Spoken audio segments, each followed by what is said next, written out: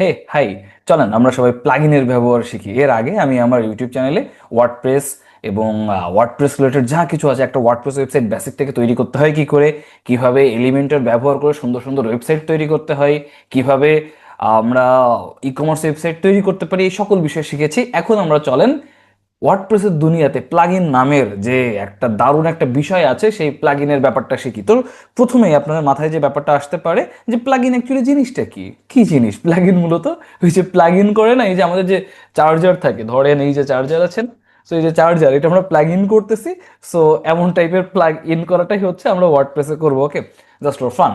Plugin actually ব্যাপারটা হচ্ছে এটাই যে আপনাকে আরো অনেক বেশি কিছু করার অ্যাক্সেস দিচ্ছে। আরো সহজে যদি বলি, আপনি আপনার ফোনে বাই ডিফল্ট যে সফটওয়্যারগুলো থাকে তা তো ব্যবহার করছেন।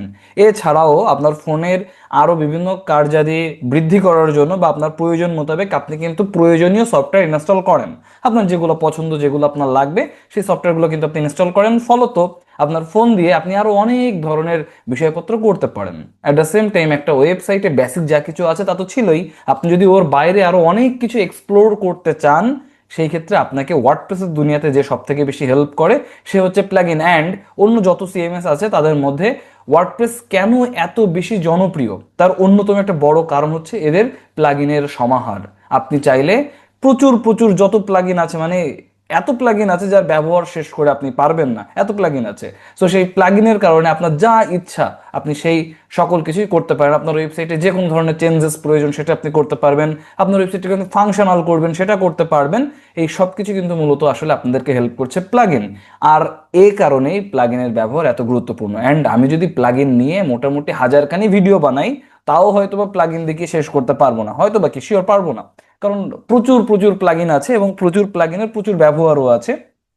আমরা চেষ্টা করব বাংলা ভাষায় যত বেশি সম্ভব, আমরা চেষ্টা করব যত বেশি সম্ভব প্লাগইন নিয়ে ভিডিও আপলোড করা যায় করতে। এবং এতে করে যেটা হবে, আপনাদের প্রয়োজনীয় যে কোনো প্লাগইন আপনারা সেটা ব্যবহার করতে চাচ্ছেন আপনার ওয়েবসাইটে, সেটা আমাদের এখানে পাবেন। অর্থাৎ আপনি আপনার নিজের ওয়েবসাইট হোক, আপনার ক্লায়েন্টের ওয়েবসাইট হোক, যে কোনো ক্লায়েন্টের যে কোনো ওয়েবসাইট হোক, আপনি সেখানে যে কোনো ফিচার অ্যাড করতে চাচ্ছেন, যে কোনো প্লাগইন অ্যাড করতে চাচ্ছেন, অ্যান্ড কোথা থেকে করবেন, কাদের ভিডিও দেখবেন, কোন ভিডিও দেখবেন, আপনার জন্য খুব সহজে আমার চ্যানেল থেকে এই ভিডিওটা পেয়ে যান।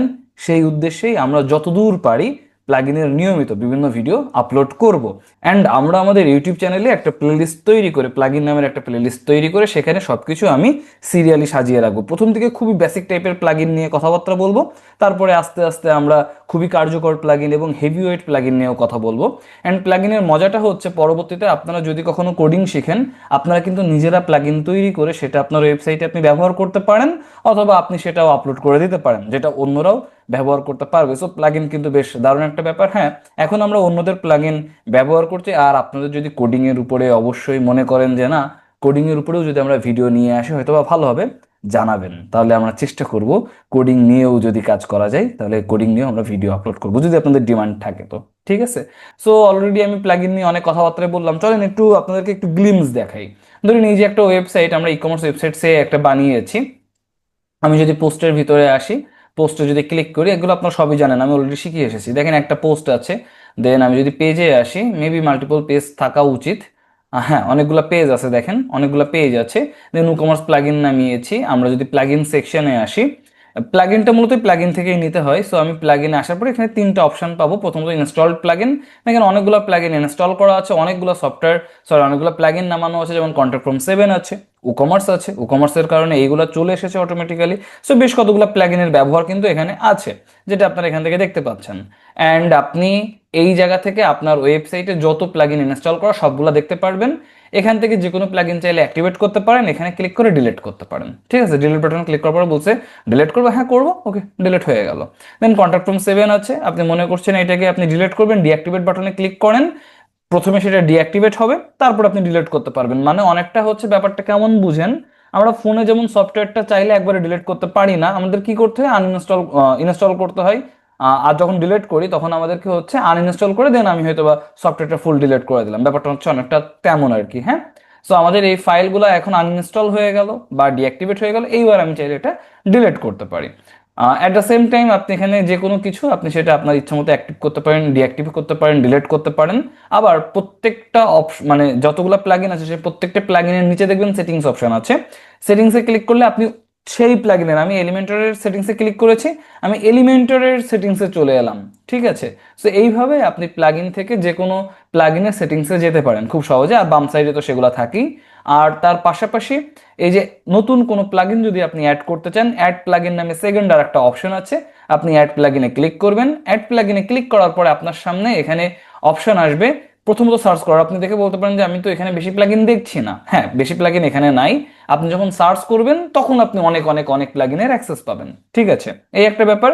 আর দ্বিতীয়ত আপনি চাইলে কোনো প্লাগইন ডাউনলোড করে এই আপলোড ফাইলসে ক্লিক করে আপলোড করতে পারেন। ঠিক আছে, সো যদি আপনি মনে করেন আপনার নিজের তৈরি করা কোনো প্লাগইন আপলোড করবেন, কিংবা কোনো প্লাগইন আপনি ডাউনলোড করে রেখেছেন সেটা আপলোড করবেন, সেটা চাইলেও এখান থেকে করা যায়। আর লাস্টলি আর একটা অপশন আছে, সেটা হলো প্লাগইন ফাইল এডিটর, যেখানে মূলত হচ্ছে আপনাকে ফার্স্টে এসে বলবে ভাই কোড কি বুঝো, কোড কি বুঝো, যদি বুঝো তাহলে ক্লিক করো, তা না হলে সোজা ব্যাকে চলে যাও। কারণ কোডিং এর ব্যাপারটা হচ্ছে এমন, যারা কোড নিয়ে টুকটাক নাড়াচাড়া করে তারা তো জানাই, আপনারা যারা জানেন না তাদেরকে যদি সহজে বলি, আমাদের এখানে প্রত্যেকটা সেমিকোলনেরও না এক একটা মানে আছে, প্রত্যেকটা ডটেরও একটা মানে আছে।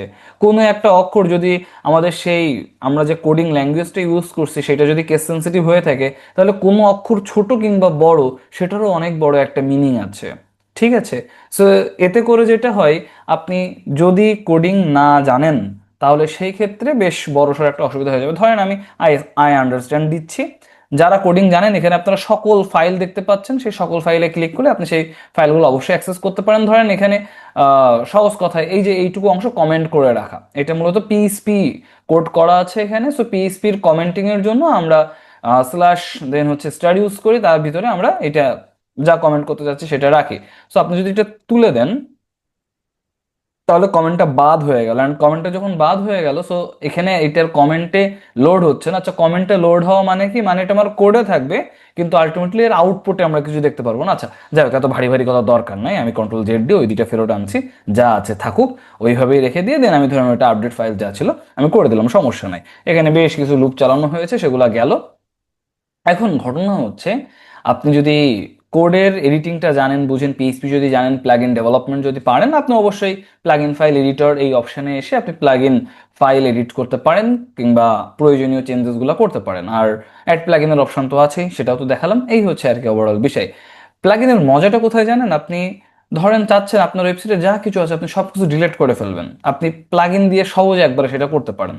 এই অ্যাক্সেসটা তো আপনাকে কেউ দিচ্ছে না, বাট প্লাগইনের মাধ্যমে একটা প্লাগইন আপনি ইনস্টল করলেন, ধরেন ডাব্লিউপি রিসেট, আমরা ডাব্লিউপি রিসেট করতে চাচ্ছি, লিখে সার্চ করলাম, প্লাগইনের লিস্ট আসবে। ঠিক আছে, জাস্ট ডব্লিউপি রিসেট লিখে সার্চ করেছি, প্লাগইনের লিস্ট আসবে, যে কোনো একটা প্লাগইনে ক্লিক করেন, অবশ্যই আপনি দেখতে পাবেন যে আসলে কোনটার রেটিংস কেমন। এটাতে ধরেন 3 লাখের উপরে বেশি মানুষ অ্যাক্টিভ ইনস্টল করে রেখেছে, 988টা রেটিং আছে, 5 স্টার রেটিং, এখানে দেখবেন 5 মিলিয়নের উপরে, সো এটা আপনি করতে পারেন। আচ্ছা, এটা কিন্তু হচ্ছে মাইগ্রেশনের জন্য, দরকার নেই, আমরা ডব্লিউপি রিসেটই করি। সো অ্যাক্টিভেট করলাম, হ্যাঁ, অ্যাক্টিভ করার পরে ফার্স্ট ইনস্টল হইলো, ইনস্টল হওয়ার পরে অ্যাক্টিভ করতে হয়। অ্যাক্টিভ হওয়ার পরে আমি যদি এই ডাব্লিউপি রিসেট দিয়ে যে কাজটা আর কি করতে পারি, দেখেন আমি বলছি। সো এখানে আমরা ডব্লিউপি রিসেটে যদি আসি, দেখেন ওপেন ডব্লিউপি রিসেট টুলস, আমি এখানে ক্লিক করলাম, এটা আছে এখানে এই যে টুলসের ভিতরে। সো এলো, আসার পরে আমি জাস্ট এটা সাইডে ক্লিক করি, দেখেন নিচে আসার পরে আপনাকে বলছে তুমি কি সাইটটা কি রিসেট করতে চাও। আচ্ছা, রিসেট করা মানে কি, অলরেডি আমাদের এখানে প্রচুর প্লাগইন আছে, এই যে কমার্স, দেন হচ্ছে আমাদের ইয়া আছে, কন্ট্যাক্ট ফর্ম 7 আছে, আর অনেক কিছু আছে। আমরা চাচ্ছি এই জিনিসগুলোকে আমরা মানে রাখবো না, আমাদের ওয়েবসাইটে টোটালি রাখবো না। তো আপনি এখানে রিসেট বাটনে লিখেন, এখানে বলছে কি যে এখানে টাইপ করো রিসেট, RESET টাইপ করো, করলাম, অ্যান্ড দেন ক্লিক করবো রিসেট টাইপ বাটনে, আমি এখানে রিসেট ওয়ার্ডপ্রেস ক্লিক করে দিলাম। অ্যান্ড ও একটু টাইম নিবে, টাইম নিয়ে আপনার ওয়েবসাইটে যা কিছু আছে সে সবকিছু ডিলিট করে দিবে। এখন আপনি বলতেই পারেন আমি এত কষ্ট করে সবকিছু বানাইলাম, ডিলিট কেন করতে যাব। হ্যাঁ, অনেক ক্ষেত্রে এমন হয় যে প্রিভিয়াস ডেভেলপার যেভাবে ওয়েবসাইট বানিয়েছে আমাদের ক্লায়েন্ট সেই ওয়েবসাইট চাচ্ছে না, সে কোনো কিছু রাখতে চায় না, তো সে সব ডিলিট করতে চায়। তো তখন আপনাকে একটা একটা করে পেজ ডিলিট করতে হবে, একটা একটা করে পোস্ট ডিলিট করতে হবে, খুবই ঝক্কির ব্যাপার। তার পরিবর্তে আমরা জাস্ট একটা প্লাগইন নামালাম, অ্যান্ড সেই প্লাগইনটা দিয়ে আমরা খুব সহজে সবকিছু ডিলিট করে দিলাম। ঠিক আছে, অ্যান্ড দেখেন সবকিছু ডিলিট হয়ে গেছে। হ্যাঁ, আনইনস্টল হয়ে গেছে, এখন আপনি চাইলে বাকিগুলো আপনি ডিলিট টিলিট করে দিতে পারেন। এটা হচ্ছে আর কি মূল কথা।